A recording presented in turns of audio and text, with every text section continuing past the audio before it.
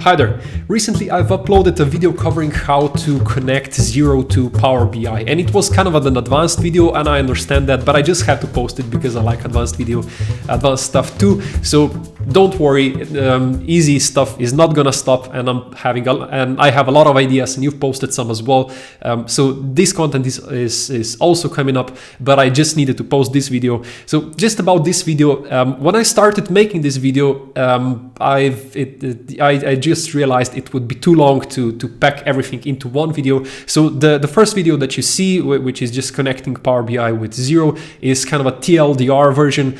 It just uses the code that I wrote already, so you don't need to write any code, and you don't need to worry if you don't understand what the code does.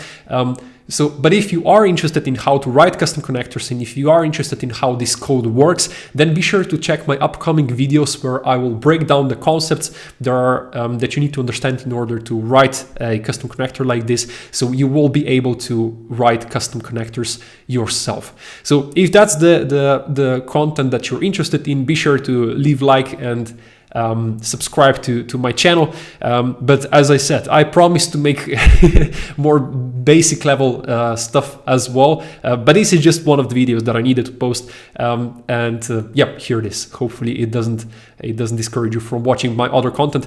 But yeah. Thank you very much for watching this video. If you have any other ideas, as always, be sure to leave them down in the comments, and I'll try to consider them as much as possible. I'm always trying to listen to you, but yeah, recently I just didn't have enough time to post.